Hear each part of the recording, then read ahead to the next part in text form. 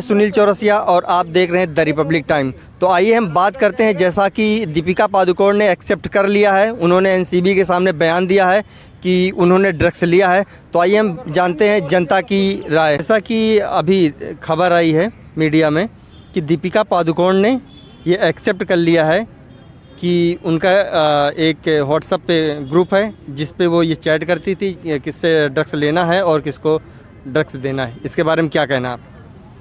देखिए, जो बॉलीवुड है, फिल्मी दुनिया है, फिल्मी दुनिया आज की नहीं है, बहुत पुराने समय से वो ड्रग्स की लाइन में घुसी हुई है। ठीक है, इन्होंने बेसिकली ड्रग्स पे बहुत सारी पिक्चरें बनाई हैं, जिसमें सबसे पहले आपने एक और देखा होगा, मुझे याद है अच्छे से कि हम छोटे थे, बहुत छोटे भी नहीं थे, बहुत बड़े भी नहीं थे, बट उसमें जो है सीधा ये ड्रग्स पे बना हुआ वो था, फिल्माया गया था गाना, जो दम मारो दम। ठीक है जी।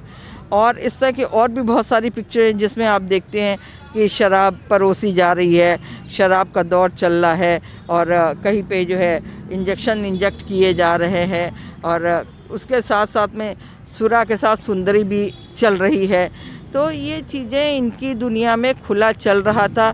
इसके ऊपर जो भी पहले की सरकार थी उसने कभी पिक्चरों पे भी बैन नहीं लगाया, कोई एक्शन नहीं लिया। जिस प्रकार से अभी मैम दीपिका का नाम आ गया है, दीपिका ने एक्सेप्ट कर लिया है, उनके साथ सारा अली खान, रकुल प्रीत, श्रद्धा कपूर और उनकी मैनेजर करिश्मा, उसके बारे में क्या कहना है? देखिए, मैंने आपसे कहा ना कि ये सब के सब ड्रग्स में लिप्त हैं, और सारा है, दीपिका पादुकोण है, ये आज से नहीं, ये शुरू से जब आई हैं इस लाइन में, ये लोग तभी से लेती रही। यहाँ तक कि कंगना रनावत को भी ज़बरदस्ती जो है वो ड्रग्स में घुसेड़ा गया था। वो किसने घुसेड़ा था? किसने घुसेड़ा था कंगना रनावत को? ये नहीं हम कहेंगे कि किसने घुसेड़ा था, वो तो कंगना रनावत अच्छे से खुद जानती है। और जो है फिल्म इंडस्ट्री में आने वाला जो बाहर का है, जिसको बहुत स्ट्रगल करके आना है, जिसका यहाँ पे कोई भी रिलेटिव नहीं है, कोई भी नोन टू नहीं है, कोई फ्रेंड सर्कल नहीं है, उसको उसके साथ ये लोग बिना ड्रग्स के जो है कुछ नहीं करते। ड्रग्स और सेक्स इनके यहाँ सबसे प्रायोरिटी है, फर्स्ट प्रायोरिटी इसी चीज़ को ये लोग देते हैं। और उसके बाद में अगर किसी ने नानुकुर करा तो आपको बता दें कि उसको इतना परेशान किया जाता है, इतना परेशान किया जाता है कि या तो वो सुसाइड कर ले और या फिर वो इंडस्ट्री छोड़ करके चला जाए। तो क्या यही हुआ सुशांत सिंह के साथ? बिल्कुल यही हुआ है सुशांत के साथ में। और सुशांत को क्योंकि वो ड्रग्स नहीं लेता था, और उसको जो है रिया चक्रवर्ती, जो कि खुद ड्रग्स में के कारोबार में भी लिप्त है और ड्रग्स लेती भी है, वो और उसका भाई मिल करके, और उसमें जो है कोई फिल्मी दुनिया के भी बहुत सारे लोग हैं, हॉलीवुड के लोग जो हैं, वो मिल करके इन लोगों ने जो है उसको कभी जूस में, कभी कोल्ड ड्रिंक में, कभी कॉफ़ी में मिला करके ड्रग्स दिया जाता था, कि जिससे वो हर वक्त नशे में ही रहता था। और जो है वो यहाँ तक का ड्रग्स का इतना भयानक नशा होता है कि वो कुछ समय बाद वो ड्रग्स जब आपके ब्रेन पे, दिमाग पे हावी होता है, उस टाइम पर आपको जो है लोगों से डर लगने लगेगा। बिना जो निडर भी है वो भी एक बार देख करके किसी को जो है डरने लगेगा, छोटे से इवन छोटे बच्चे को भी देख कर डरने लगेगा कि कहीं ये हमारे साथ कुछ ऐसा तो नहीं करेगा, कुछ वैसा तो नहीं करेगा। यही चीज़ सुशांत के साथ हुई है। तो आपको लगता है कि जैसे जिस हिसाब से सुशांत के फार्म हाउस में सारे इंजेक्शन और बहुत सारी नशीली दवाएं वहाँ पे सारी मिली हैं, तो क्या इसके पीछे जो उनकी रिया चक्रवर्ती हैं उन्हीं का हाथ है? बिल्कुल, रिया चक्रवर्ती और रिया चक्रवर्ती का जो भाई है, ये दोनों ने मिल करके जो है सुशांत के हर मकान पे, हर 4 कंपनीज उसने ओपन करी थी, जिसमें 2 कंपनी तो इसने अपने फादर के नाम से कर दिया था रिया चक्रवर्ती ने। ठीक है, बाकी बची 2 कंपनीज, उन 2 कंपनीज में हर जगह पे इन्होंने एक ड्रग्स को रखने का अड्डा बना लिया था, एक गोडाउन बना लिया था, जिसमें जो है ड्रग्स रखा जाता था कि जहाँ तक कि जो है लोगों की निगाह और नज़र नहीं पड़ेगी, और वहाँ से जो है वो ड्रग्स सप्लाई होगा। थोड़े दिन पहले आपने देखा कि करण जौहर के घर पे एक पार्टी हो रही थी, तो करण जौहर ने मीडिया में सफाई दी थी कि ये पार्टी मैंने बुलाई थी डिनर के लिए अपने मम्मी के साथ में, लेकिन उनकी माँ उस वीडियो में कहीं नहीं दिखी। उन्होंने बोला कि मेरी मम्मी चली गई तो उसके बाद हम ये वीडियो बना रहे थे, जिसका कनेक्शन लोग बोलते हैं कि जो भी वहाँ पे फिल्म स्टार थे वो सब ड्रग्स के नशे में लग रहे थे। जैसा कि आपने देखा है मलाइका अरोड़ा का एक आपने देखा होगा कि एक आंख मारते हुए वो नज़र आती हैं, तो उनके बारे में क्या कहना है? जैसा कि करण जौहर का भी लगता है कि आपको कि इसमें शामिल हैं? बिल्कुल, करण जौहर खुद भी ड्रग्स लेते हैं। और अगर मान लीजिए कि मैंने कोई पार्टी अरेंज की है, ऑर्गेनाइज़ की हुई है, उस पार्टी ऑर्गेनाइज़ करने में यदि मेरे पेरेंट्स भी वहाँ पे मौजूद हैं तो और फोटोग्राफर्स हैं, तो क्या मैं उनके जाने का इंतज़ार करूँगी कि मेरे पेरेंट्स जाएं उसके बाद में हम फोटोग्राफी कराएं सबके साथ में?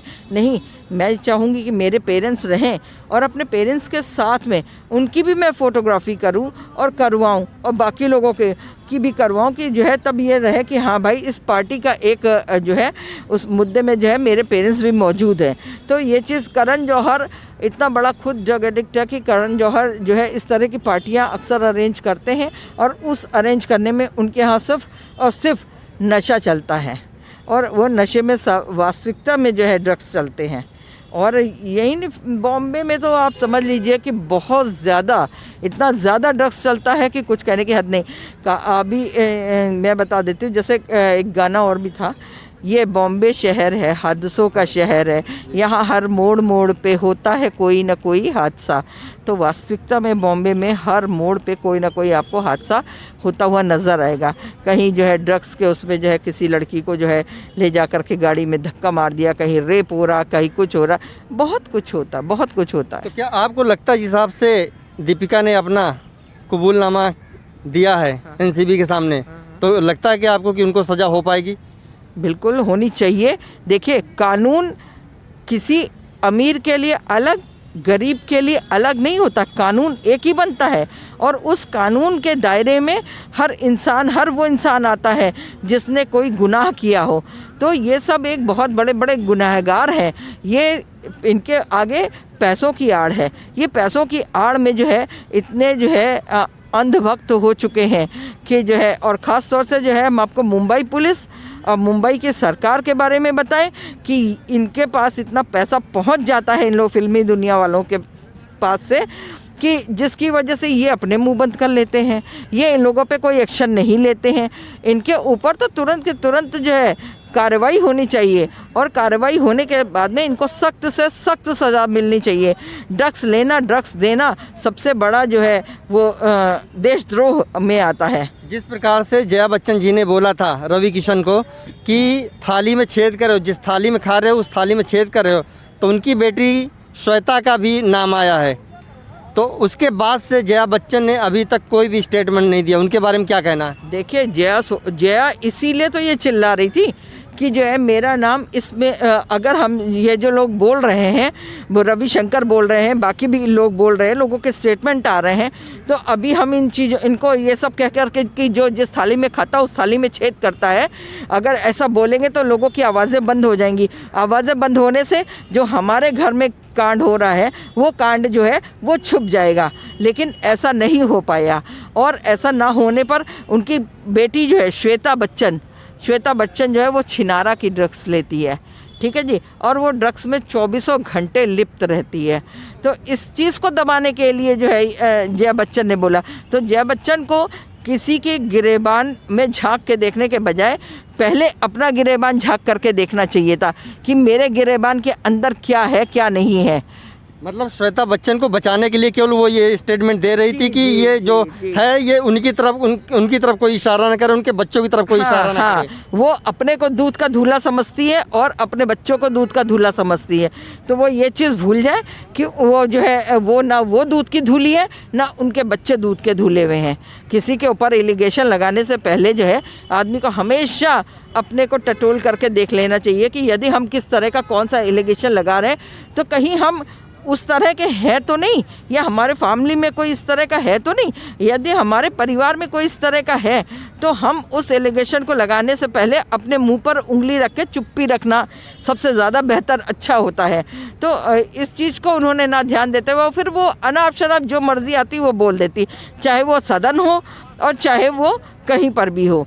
तो श्वेता बच्चन जो है मैंने आपको बोला इसीलिए वो परमानेंट बॉम्बे पड़ी रहती है, वो अपने इन लॉज के यहाँ नहीं रहती है, उसको रहना नहीं पसंद है।